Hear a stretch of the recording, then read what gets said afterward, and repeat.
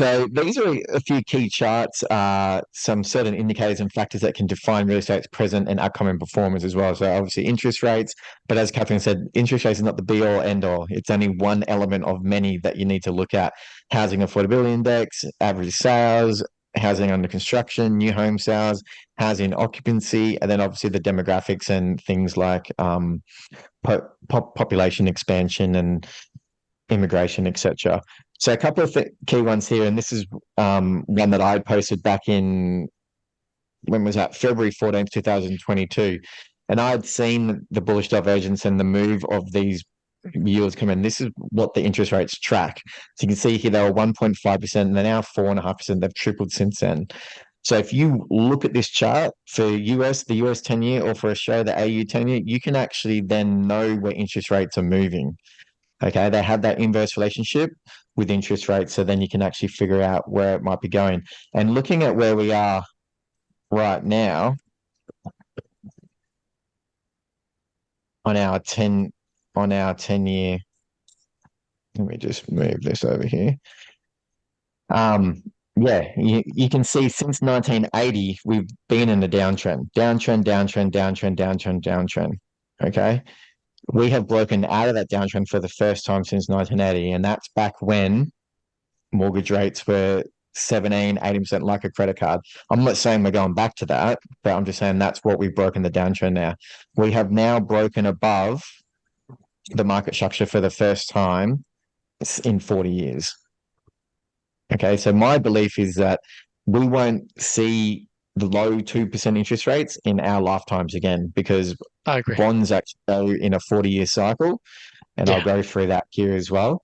So going back hundreds and hundreds of years, bonds go on a 40-year cycle. And if you look at even the US 10-year one, you can see 40-year cycle, even on that one. So you can see here they bottomed here in 1940, they topped 1980. They've bottomed again now, 2020. 40 years up, 40 years down, 40 years up.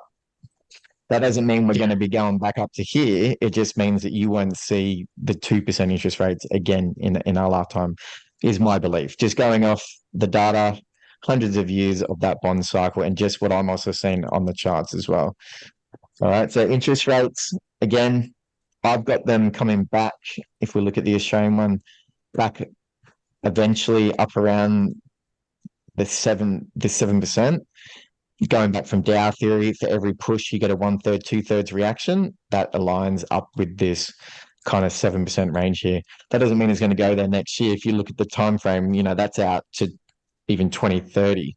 So it could take years and years and years to get up there, but that's where the divergence and the trend started to weaken. And wherever divergence starts to happen, the trend will often come back to that zone. You can see it's from there to there.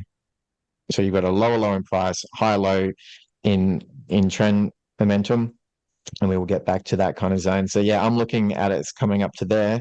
When we get there, not sure. I don't think it's going to rocket. We've rocketed so quickly. As you can see, after massive rockets, you normally get a bit of sideways action as well. So, don't panic thinking we're going to get up to 7% within 6 months or something like that. But it is something that I think will come in the next kind of 5, 10 years as well. Does anyone want to add anything onto that? I think you and I agree with that. I think there's a lot of hopium in the market where there's an expectation that rates are going to get cut next year. I think they're going to be surprised. Mm. Yeah. I And agree with that. I think, I mean, I don't know how long, I don't know, in terms of your timeline, I haven't really studied the cycle that you've got there, but it's very interesting. But yeah, there's another cycle that's kind of like a land cycle, called the Kondratiev cycle, the long wave, Mhm. which runs around 54 years. It's think of it as 3 real estate cycles, but certainly commodity prices trend with it, and it gives a very good kind of like indication of inflation in the economy. And we wouldn't expect that cycle actually is due to peak, around the end of this decade, I would say around 2027, and we wouldn't expect interest rates to start to be slashed. We're still in an inflationary cycle. So even though you you've had a slowdown in that hiking in interest rates being hiked, I wouldn't personally be expecting them to be cut. I might be wrong. You just, things always sort of seem to catch you unawares with cycles. But yeah, I mean, I tend to agree that we're not looking at anything being cut in the immediate future. Yeah, yeah. Tang, you might want to talk this one a little bit. Yeah, so a bit about what we were saying earlier. There's this expectation in the market that rates will come down for next year. So if you look at the meme on the left-hand side, you've got Jerome Powell, who's the Fed chair of the US, saying interest rates are going to be higher. They're going to be higher for longer. And on the right-hand side, the punter on the street is half listening, and at the end, what they hear is rate cuts by end of the year. I mean, that's what they want. But when you look at the data, I mean, the Australian RBA has a target inflation rate of between 2 to 3%. Food prices are increasing at 7.2%. CPI is at 6%. And there's a big gap between the RBA cash rate, which is currently at 4.1, and where CPI and inflation is. So if anything, my expectation is the RBA is going to keep increasing rates. They'll pause when they can, but they'll keep increasing rates until that RBA rate is higher than CPI, and then that's when they can afford to start coming down, which we're not there yet. We're just not No, there we're yet. not. So I think there's an awful lot of FOMO in the market, and I think that some people who are over leveraged going into 2020, who borrowed more than they could afford, and they rolled off fixed interest loans, they're feeling the pinch at the moment. Yeah, that's it. And we'll talk about the interest rate loans as well.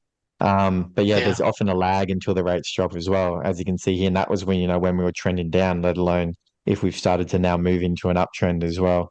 Is there anything Yeah. you wanted to add on that, Tone? So if I averaged out all of these lags, so what this chart looks at is how long does it take for rates to come down after they start to pause? So it doesn't happen automatically. If I average out all of these lag periods, it comes to about 6.3 months.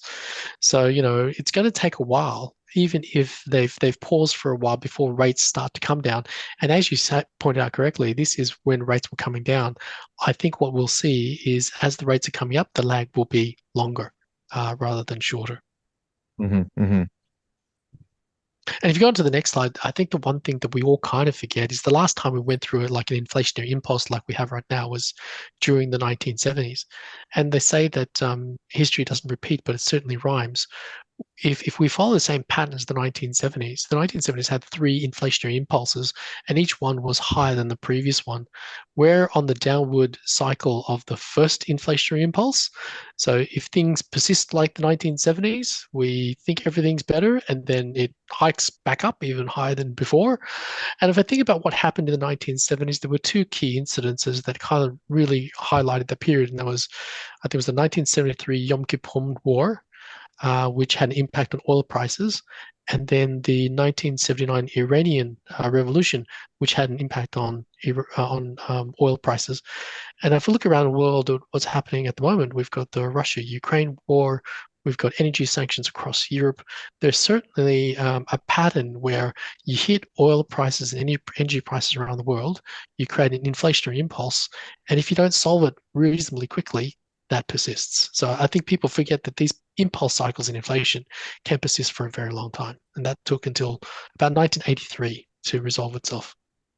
Yeah, exactly. I mean, the yield curve hasn't been as inverted as it is since back then in 1980 during that energy crisis as well. And from what I'm seeing in the charts, as you probably all are aware of uranium and oil and stuff like that, I'm very bullish on energy, and which means if they're going to keep going up, then inflation will probably keep going up as well. So yeah. All right. So yeah, available to fix rates as well. What did you Yeah, want to I think mention that on? we saw a real pivot in behaviors. Like if you went back to July of 2021, about 40% of mortgages were fixed, and then the rate started to hike. And so, the behavior of the mortgage consumer pivoted from fixed to now they're mostly variable currently. Um,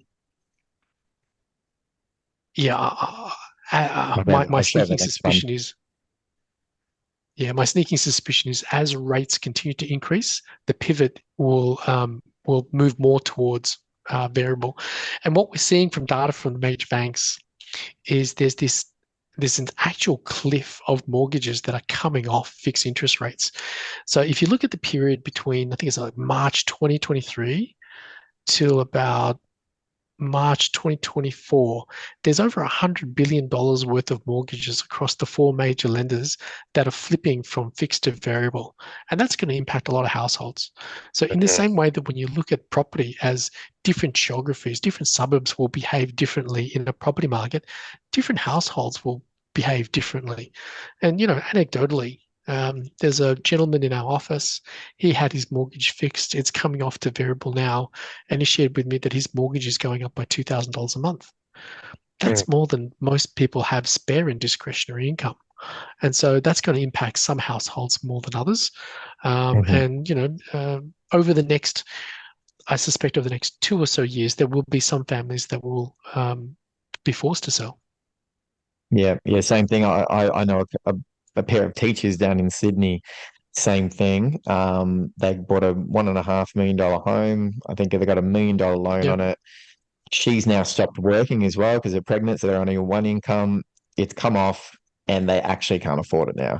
So yeah, yeah, you've got a lot of situations there where the old saying it's cheaper to buy than it is to rent, which was true at the time, low yep, interest rate environment. But then people yep. don't think big picture. They just think, the next couple of years, not that you're supposed to own that home for 30 years. So yeah, like you said, a lot of people I think have overextended themselves and they're going to feel the pinch a bit when these fixed interest rate loans come off.